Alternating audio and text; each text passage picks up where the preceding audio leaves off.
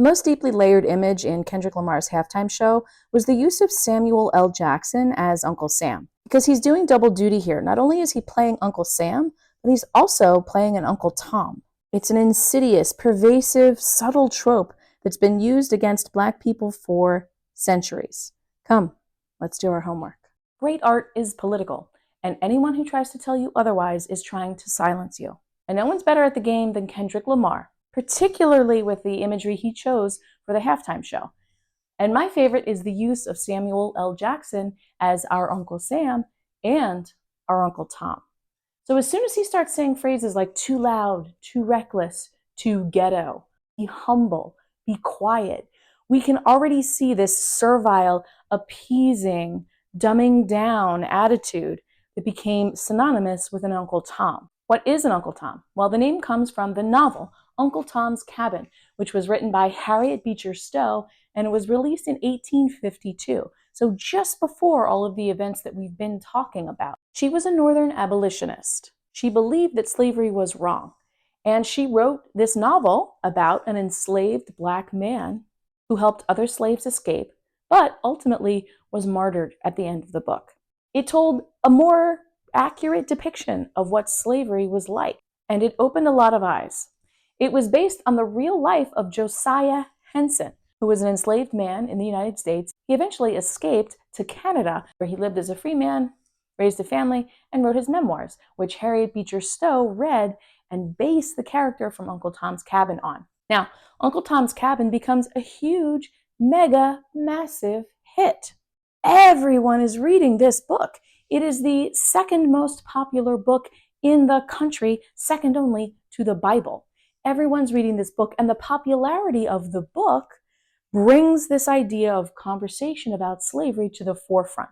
Abolitionists before this were seen as sort of radicals, kind of this crazy idea of abolishing slavery. Nobody was really talking about it until this book comes out. Now, all of a sudden, everybody's talking about how terrible slavery is. Maybe we should do something about this. We really need to pay closer attention and look into this.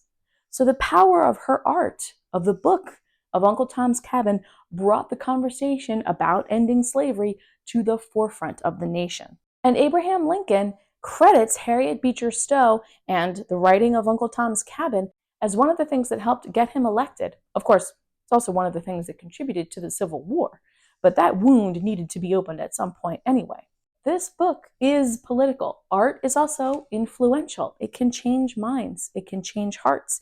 It can start conversation, exactly like what Kendrick Lamar did at the halftime show of the Super Bowl. He started a conversation with a whole new generation of people. This is why representation matters, because if you're just hearing the same recycled story from the same people over and over and over again, you're never going to get a new perspective. So when you start hearing stories from other kinds of people, your worldview opens up. This is why DEI initiatives are so important, because if all you ever hear is the straight white man's version of the world, that's all you're going to understand. So the book is popping up. It's hugely popular. And in the book, Uncle Tom is portrayed as being a very loving, gentle, kind man.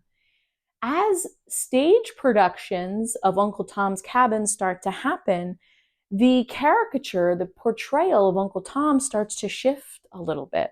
And Uncle Tom is starting to be portrayed as appeasing the white man, doing anything he can to not start trouble with the white man, with his masters, right? He's very servile. He's very humble. He's very grateful. He never starts any trouble. He becomes very dutiful. But this caricature of the dutiful Black man catches on, particularly in the South.